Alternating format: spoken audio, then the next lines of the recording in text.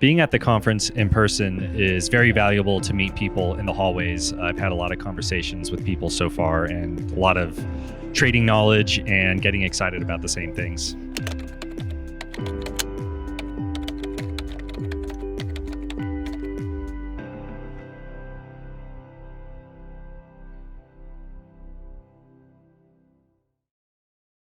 Hello everyone, good afternoon.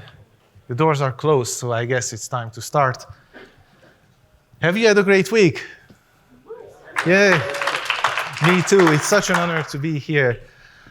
Thanks for coming to this session. We are going to talk about whether clean code implies horrible performance in the next hour. But before we get started, let me quickly introduce myself. My name is Sandor Dargo. I work as a C++ engineer for Spotify. I spend most of my free time writing, mostly, but not only about C++. So it's an interesting fact that I started to write mostly about French wine in Hungarian for an online magazine. So probably my target audience is not really here. And well, special thanks to my wife who is taking care of the family while I'm here with you in Colorado. But that's enough about myself. Let me ask a question. Have you ever seen engineers prematurely optimizing their code? Hands up in the air, yeah? Quite a lot. Have you ever prematurely optimized code? Yeah, I forgot to put my hand up. Did it feel great? Yes, yes. Of course it did. Well, did it bring more value to the business? Who cares? Who cares? Yeah, that's how we usually feel when we do that, and probably it did not. So why is this talk? About 2 years ago, I think it was in 2023 at CppCon, I gave a talk with the title, Why Clean Code is Not the Norm. And it led to some interesting follow-up discussions, mostly about performance. And it made me realize, once again, that so many of us, I think I'm guilty there too often, we talk in absolutes. Things are either bad or good. And I think that life in general, especially engineering, is more nuanced than that. And we have to continue discussing about conflicting priorities, conflicting goals that we have when we develop software. So that's why this talk. Let me share the agenda, what we are going to talk about today. So first, we are going to talk about what's clean code. We'll try to define that. We'll try to define what quality, in particular software quality, is. Then we make a small detour to the world of C++. After all, we are the C++ conference. So where and why do we use C++? Then we'll shift gears and we talk about software performance. We try to define what is software performance. And we try to see if clean code is actually slower. And if it is, should we drop clean code for faster code? And in the end, we'll end up with the original question. Does clean code imply horrible performance? Does it sound all right to you?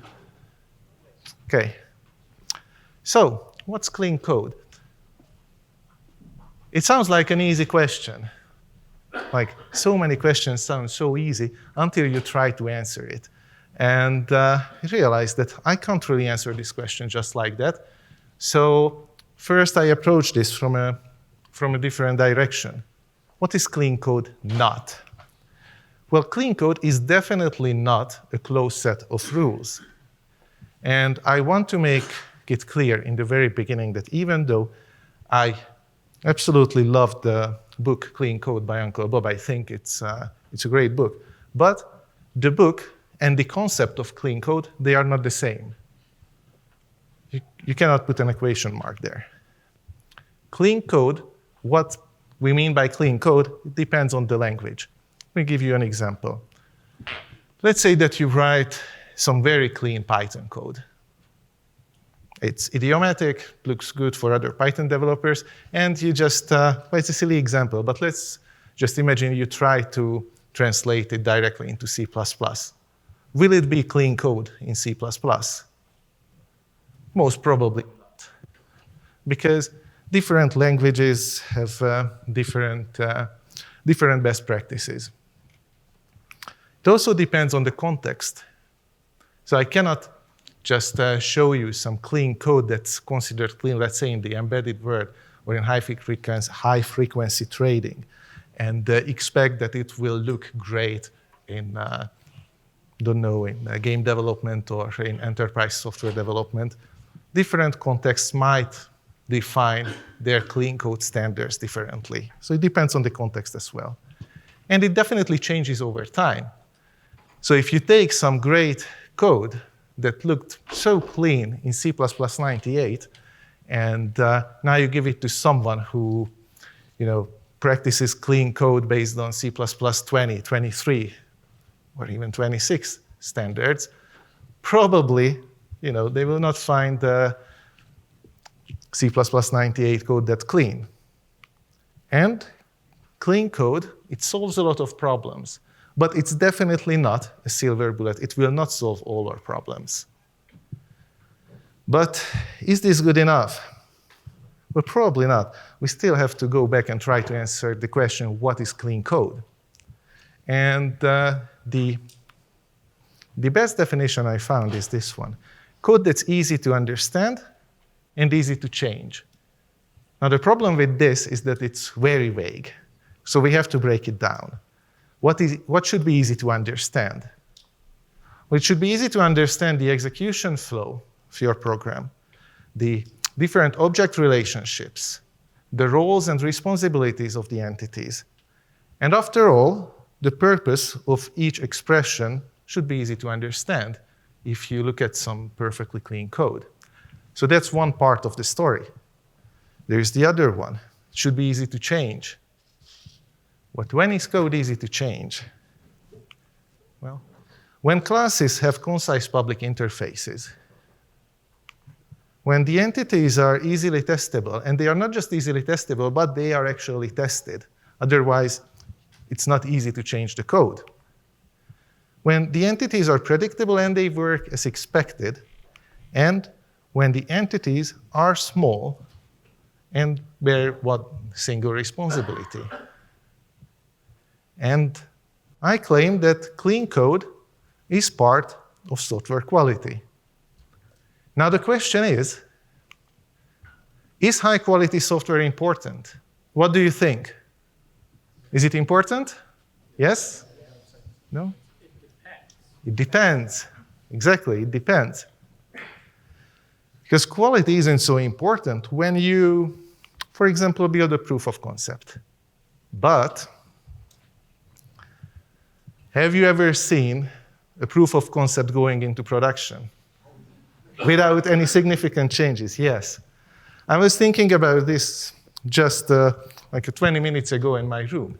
And it reminded me of a story. I went into a new team about 9 years ago. And they had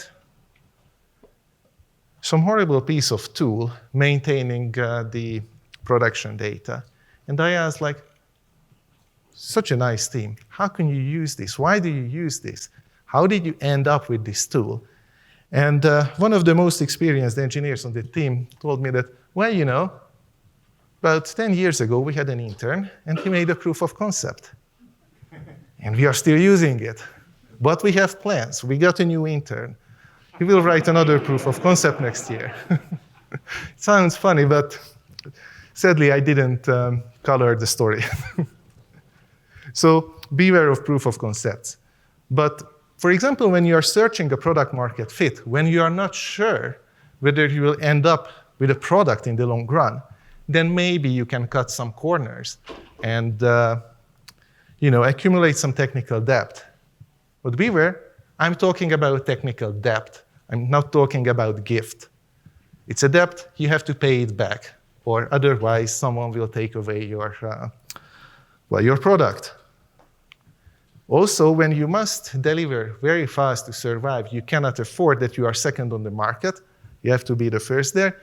Again, maybe you can sacrifice a bit of quality in the short run. Then you have to work on maintainability. So if you plan for a longer term, then quality becomes very important, in my opinion. But, well, we talked a little bit about clean code. Now we started to talk about software quality. We haven't defined what software quality is.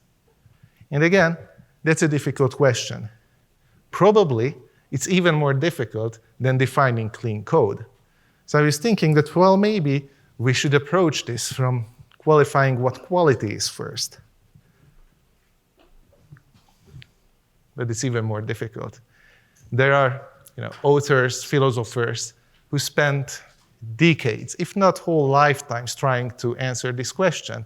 And they didn't really end up with a definitive answer. So the closest where we can get is saying that quality is a bit like fine art. You can't really define what fine art is. At least I cannot. But if you go to a museum and you see a piece of nice fine art, you recognize it. And quality is similar. It's undefinable. But you recognize it when you see it. There is another nice story about this involving an American justice. But if you know the story, yeah, I was told that maybe I shouldn't talk about hardcore porn on stage. So, so if we try to move to then what software quality is, we see that it has several definitions. In fact, it has so many definitions that it might even become a meaningless term. And I remembered when Phil Nash on CppCon quoted Derek Jones from the Era of Software Quality about this. And I do the same. I borrow this quote. The emphasis is mine. People in industry are very interested in software quality. And sometimes they have the confusing experience of talking to me about it. My first response on being asked about software quality is to ask what the questioner means by software quality. After letting them fumble around for 10 seconds or so trying to articulate an answer, I offer several possibilities, which they are often not happy with. Then I explain how software quality is a meaningless marketing term. This leaves them confused and unhappy. People have a yearning for software quality, which makes them easy prey for the snake oil salesman. Now, the bad news for you is that I'm also an easy prey for snake oil salesmen. So this is not good enough for me. And I looked up several definitions of software quality on Wikipedia and on different pages. And they can be quite different. But there is one I particularly liked, the one from the Consortium for Information and Software Quality. They define 4 pillars of structural software quality. These 4 pillars are security, reliability, maintainability, and performance efficiency. And I still think, given this definition, that clean code is part of software quality. Let me explain why I think so. Well, I think that clean code helps reducing the number of bugs. We checks on 3 pillars. It helps with security, reliability, and maintainability. It also helps reducing the time to fix bugs, which definitely helps with reliability and maintainability. And it obviously decreases the maintenance costs, which helps with maintainability. So if we go back to the 4 pillars, we see that we covered security, reliability, maintainability, but we haven't talked about performance efficiency. What about performance? And now let's leave performance aside for a few minutes. We make, at this point, our small detour to the world of C++. Well, maybe this is the right moment before talking about performance. Where do we use C++? What do you think? Well, C++ is everywhere around us, even in this room. It's in your mobile phones, it's in the embedded devices, in household appliances, it's in our cars, it's in airplanes, it's in aviation, it's in photo editing software, in games, in browsers, in compilers, in enterprise software, in trading software, and in our favorite streaming app, music streaming app, Spotify as well. We use C++. But the question is, why? Why do we use C++? Why do you use C++?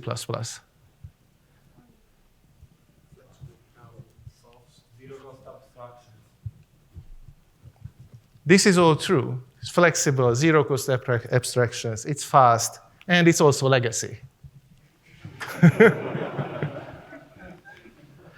It's been with us since the 80s. That's a long time. I was born in the middle of 80s, and I'm not that young anymore. We have tons of often complex and critical existing code out there. And will you just rewrite those programs? Well, probably not. It rarely makes sense, even if C++ is not needed anymore for your application. Because that's often the case. It's not really needed where it was needed in the 90s. But we still work with 20, 30 years old code. The thing is, it would be a loss of time. Also, there's a problem of existing ecosystem. Because companies relying on C++, they often developed well, a lot of different tooling around it, but okay, maybe we can say that, okay, we can just throw it away, not a problem. Well, but there is a bigger problem, the problem of knowledge. Because if your company would say that, okay, from tomorrow we are not using C++, we are using Java or anything else, would you stay or would you go away? Some would stay, many would walk away. And that's a problem of knowledge. It's not a problem for the company that you walk away with your C++ knowledge. Who cares if they are not going to use C++ anymore? But you are taking away your business knowledge. So it doesn't make sense. They are not going to rewrite every application that they could. But C++ is not just legacy. It's an evolving language. That's why we are here at CppCon, to learn about all the new features. Since C++ 11, we have a stable and steady evolution. Every 3 years, we get a new standard with lots of new features, with the ability to write safer and more expressive code. And that's just great. It's not just legacy. And unlike some other languages, C++ is not owned by a single corporation. And that's probably a good thing. At least I've never heard anyone who complained about it. But C++, as you said, also has an economic advantage. And probably, but I'm not going deep in that direction, it also has an ecological one. If you look at this chart, well, probably you can't read all the numbers exactly, but it's about the energy, time, and memory space consumption of different languages. And what we can observe is that C, C++, Rust are quite on the top, with relatively small numbers close to 1, because like 1 is the origo there. And the languages down there, well, there's a big difference. We often see numbers around like 50, 60, or 80. What does it tell us? C++, not the only language, but C++ is among the fast languages. And that's good for performance-critical applications. It also uses little space. No matter we talk about binary size of your application, or if we talk about the memory space it requires. It's good for the embedded world, or for anything that has to be distributed somehow. And It also consumes less energy than most of the other languages. And I guess that's good for everyone. In other words, C++ is performant. But now I introduce the new word, performant. What is software performance? Something that so many of us talk about at CppCon. What's software performance? Can you define it in one sentence?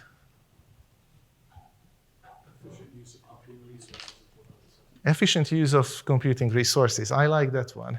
I heard someone from here. Optimal use. I like more the word efficient, because do you have to be optimal? That's a question. We are going to cover that. So what's performance? We can say that performance is a non-functional property of software, just like reliability or usability. It's often listed as a requirement. Our software has to be performant, but it's rarely defined. If you define it good for you, it means, I think, that you are above than many others in the industry. It's also a measure of efficiency, just like cost or time to deliver. And like quality, it depends on your context. It's multidimensional. We cannot just define, okay, this is performance software. It doesn't really make sense.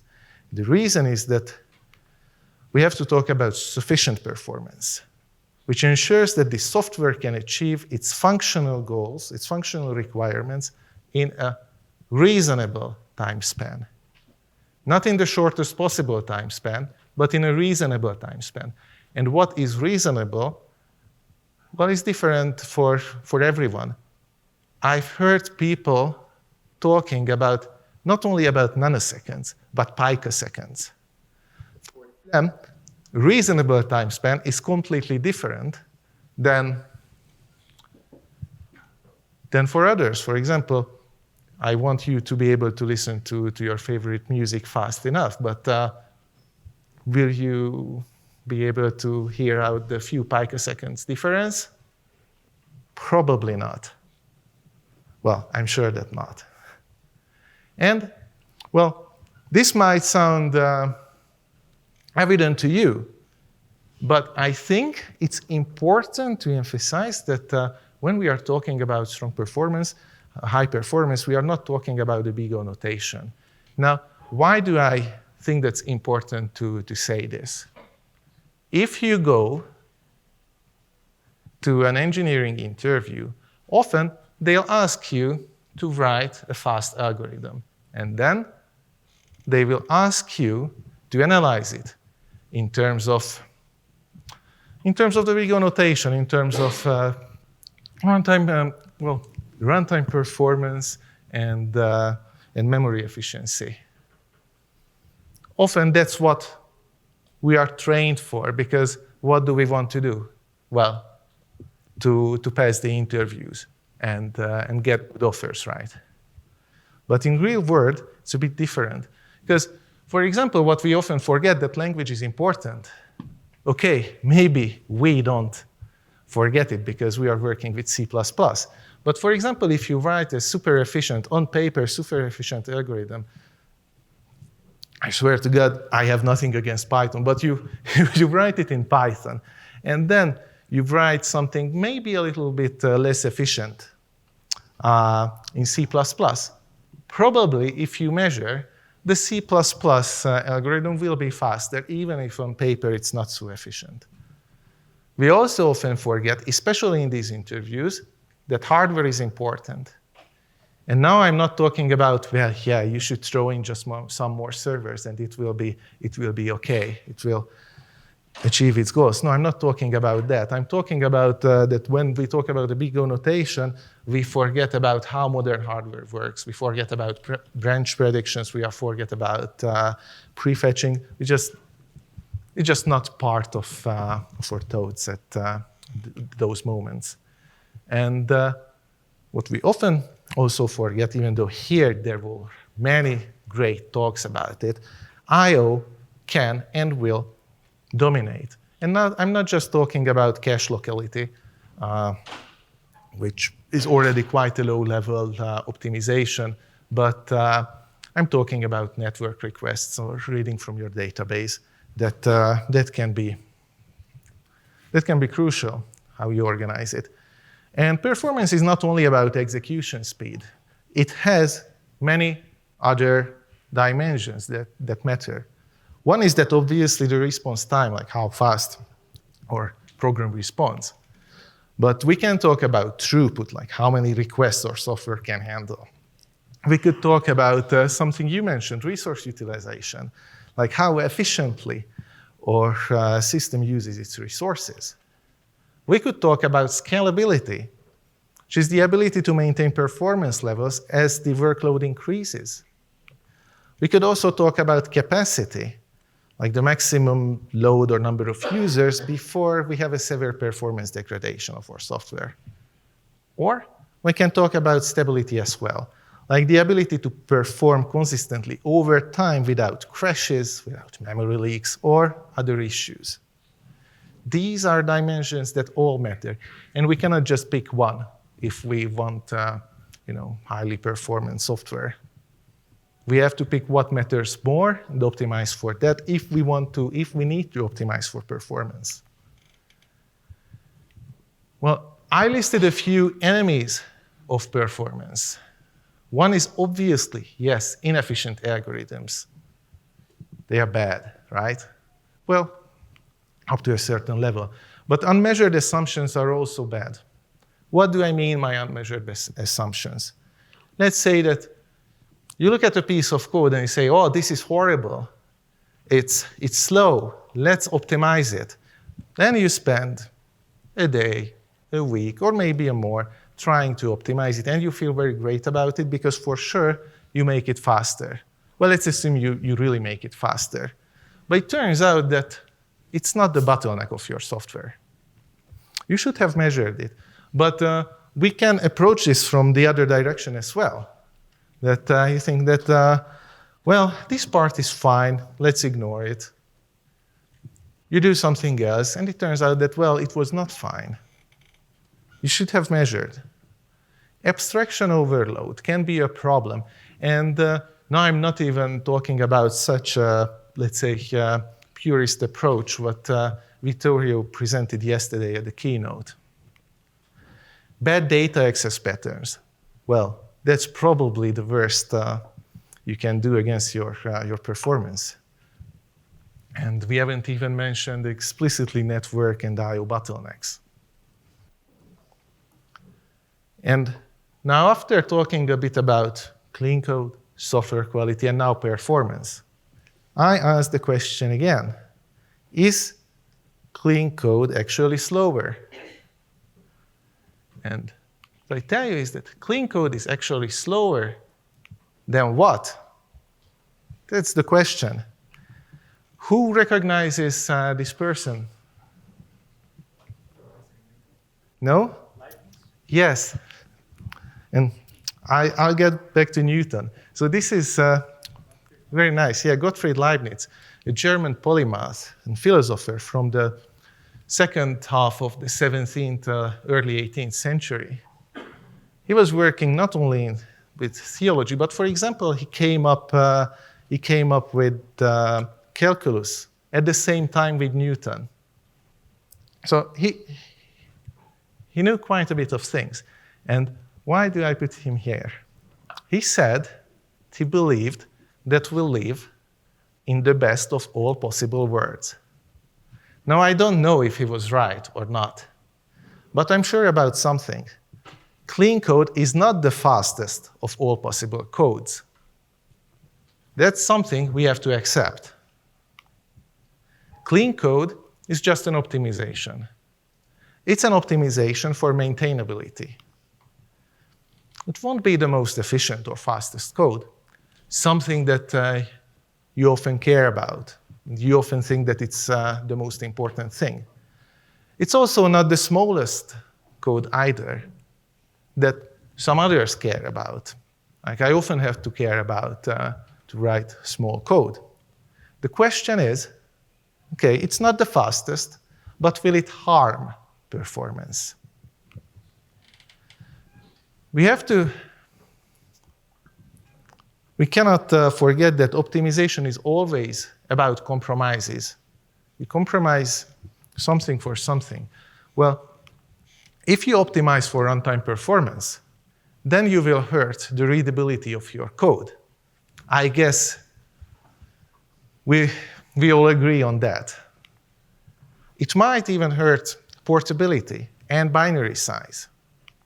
Well, if you optimize for binary size, then you might hurt readability and or portability. Not necessarily, but there's a chance. And for sure, you will hurt runtime performance. It's not different for readability. If you optimize for readability, you will hurt runtime performance. You will hurt binary size. You make sacrifices. The question is, can you make those sacrifices? Should we drop clean code for faster code? And I guess we cannot answer that question with a simple yes or no answer, because it depends. It depends on your context. Sometimes every bit of performance matters. Like, this guy was talking about picoseconds to me. I didn't even know that's a thing. I collected different data points, which I found interesting. They definitely make a point. It says that, for example, for Amazon, every 100 millisecond increase in page load time costs in 1% sales. BBC reported that every additional second of page load time, 10% of the users leave.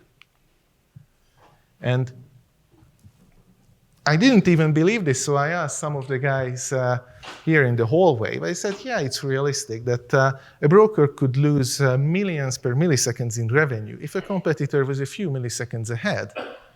That's a lot of money. Google said that an extra half a second in, say, search page generation time dropped like 20% in traffic. And Akamai found that every 10th of a second delay in website load time drops the conversion rate by 7%. Yes, sometimes every bit of performance matters. For us as well in Spotify, when you open the app, we want it to be fast. When you start playing a track, we want that you can listen to the first beats as soon as possible. Or if you tap on any button, well, I guess it's the same for any application, you want an immediate feedback. But otherwise, there are more important aspects in software. For example, we need a small binary, because we have to think about markets where the bandwidth is still low, or we have to ship code to embedded devices. There are some constraints. But also we have to think about maintainability. Because if you work in an organization that's quite old and where there are several thousand people working on code and people come and go, then maintainability is crucial. But I think that even when performance matters, the first answer shouldn't be low-level code optimization. I think is that we should optimize first for maintainability and then for performance, if needed. So we should start writing clean code, following a clean architecture, and later deal with the performance problems, if there are any, if that's needed. And I brought you a couple of stories from my career. The first one is from 2013, that's when I moved to France and started to work as a developer. It was a lot of big changes to me. I switched country, switched jobs. Before I was working as a database administrator. And then I started to work with C++. And my very first project didn't go well. No surprise. It suffered from slow speed. and an immense memory leak. What do you think was a bigger problem, the memory leak or the speed?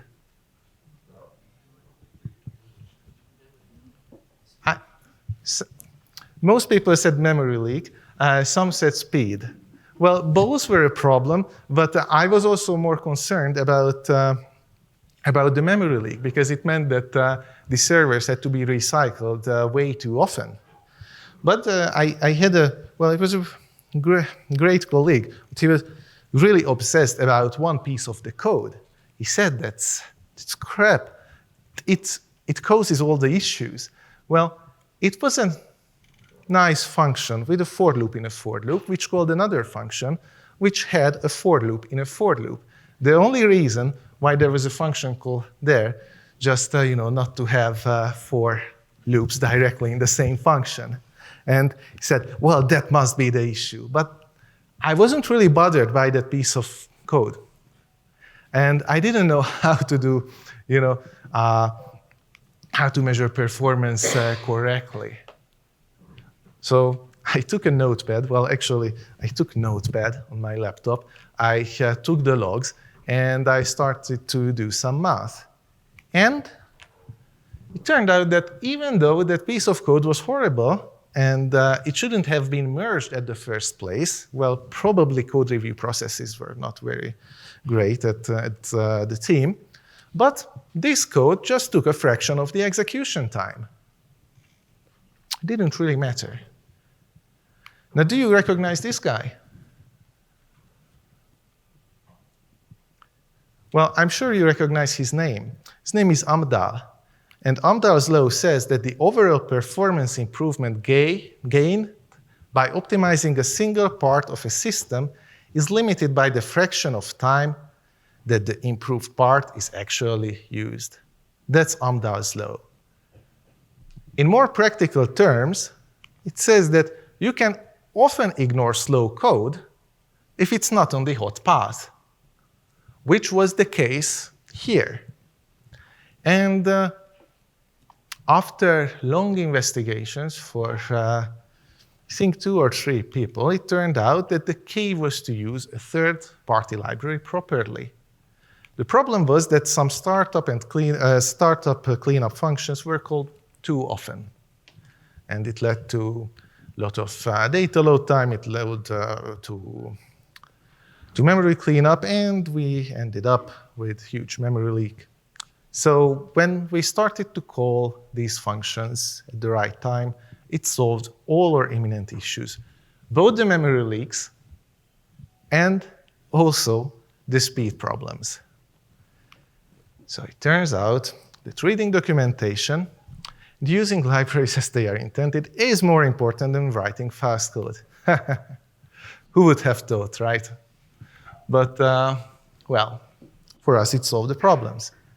Now, fast forward about 10 years, when we're working on some reservation software, and management managed to get a deal which ended up with a 15 times increased traffic, which we had to support. We knew we couldn't at the given time. We reported certain issues earlier, but management that time didn't care because it was not an issue for them. Well, when we got the new customer, it became an issue. So we had to make our code faster. Well, not really faster. That's not what we had to do in order to support the 15 increase traffic, 15 times increase. We had to make our system more scalable. We had to improve operability. And we had to improve the resource utilization that you mentioned a few minutes ago. And we even had some network guys coming from the telecom company to help fine-tuning the network settings in the data center. And, well, we managed to. So it's still running fine, that software, and everyone is happy. So what did we do to improve operability? Well, we removed memory leaks. Guess what? It was decades-old software with many different services, and there were issues, which were not really a problem when we had relatively small traffic, but with a bigger traffic, these became serious issues. We had to fix some core dumps, and we had to remove as much undefined behavior as we could. It helped us already a lot. But what really was an issue in our case were external requests. Requests to the database, requests through the network to some providers. We are talking about car rental stuff. So what we had to do is to optimize the orders of magnitude slower network and database calls first. You know, you might work in an environment where, well, okay, probably we all saw that video when the guys who were working on, I think on Doom or Quake, they had to optimize the square root function so that they can ship the game and we could play with it. But in many cases, it's not about those algorithms. It's about how you handle your database, your network requests. So what we had to do is to think about whether the different APIs that we used had some batching options. And if they had, we had to use them. Well, if they didn't offer anything, we either had to write it ourselves or we had to come up with some batching solutions on our side. We also figured out that about 10 years before, someone made a mistake and opened 2 database connections instead of 1. And when we figured that out, it was, you know, a potential fix was ruled out just by a comment in the code that, well, it's not really important, and then nobody touched it for many, many years. Well, when we fixed that, we gained a lot of possibility for further growth. We also had to think a lot about local caching, and I'm not talking about like L1, L2, L3 caches. I'm just really thinking about caching the data that you load from different providers and don't go to the network again if it's not necessary.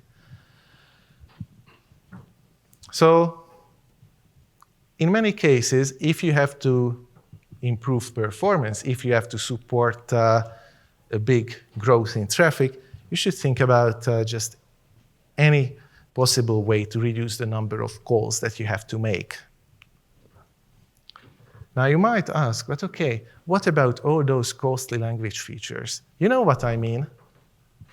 Or common enemies, you know, unnecessary heap allocations, copying large objects unnecessarily, all those virtual function calls. What about those? Well, don't know if you know this nice comic. It says that the only valid measurement of code quality is the odd ducks per minute. If you write good code, you will have a few, still. If you write bad code, there will be a lot. So all these features, these common enemies that I listed, well, you won't have a lot of them, right, if you write good code. But some usage will probably not ruin your performance. It will not ruin your code. So what I'm trying to say here is that optimization efforts must be concentrated. Because as we saw by Amdahl's law, the overall performance improvement gain in a single part is limited. You should follow best practices, you should keep your code clean, and you will have reasonable performance. And then you start optimizing the hot path if it's needed. And you leave the non-hot path clean as long as you can prove else, so that your code remains maintainable.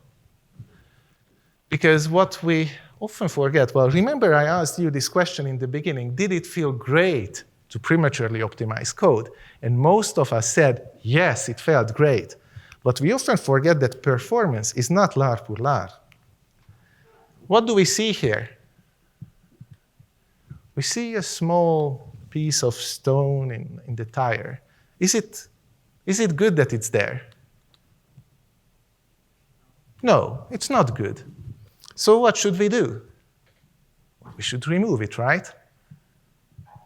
Well, maybe, but maybe there is a bigger problem.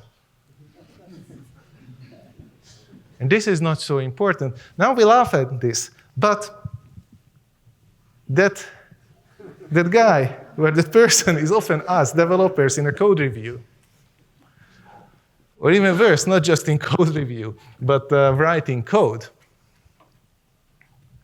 Because we forget that software engineering is not about performance. It's not only about performance. Instead, it's, engineering is in the crossroads of defining what's good enough and recognizing what's good enough. And just because we can do something, we don't have to.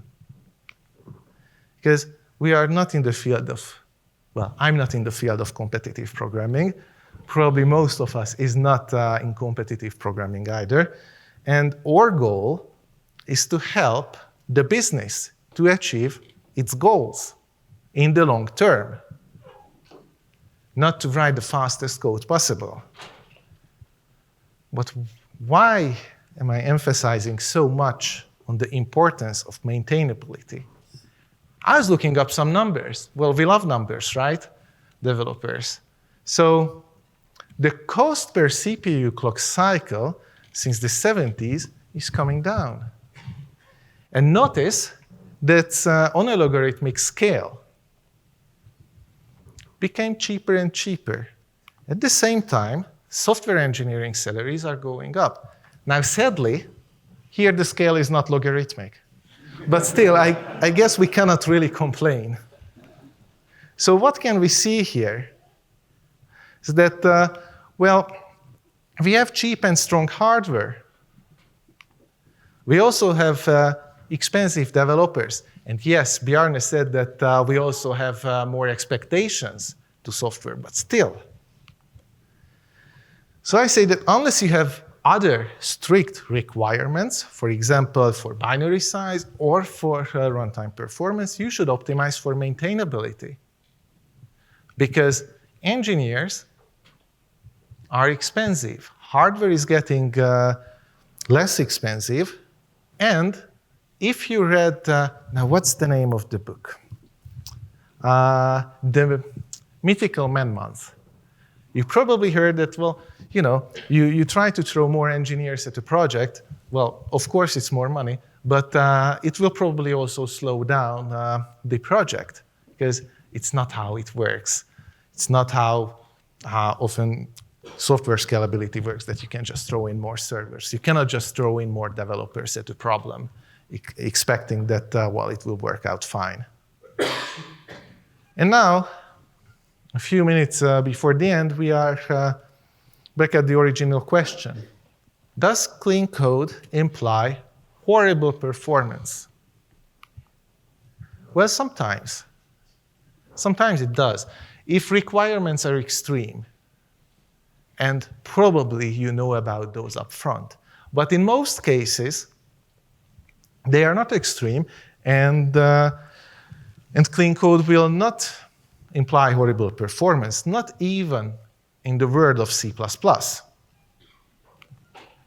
So I would say that first, we should optimize for maintainability because it has a better return on investment. We should keep our code clean, understandable, and extensible. And we should aim for sufficient performance. We shouldn't aim for,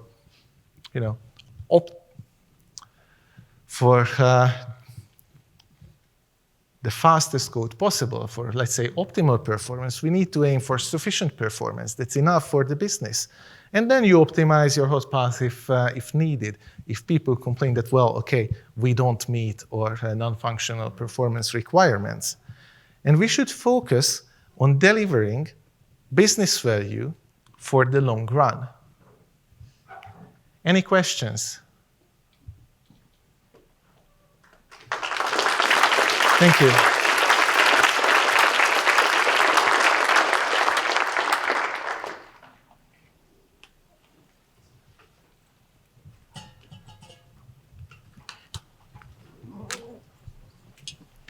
No questions, then thank you.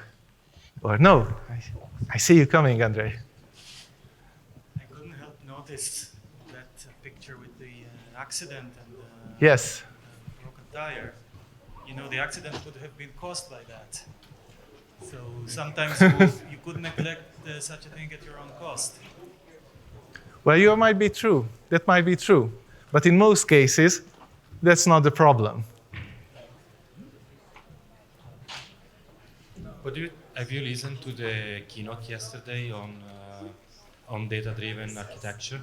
Sorry, can you repeat? I couldn't hear.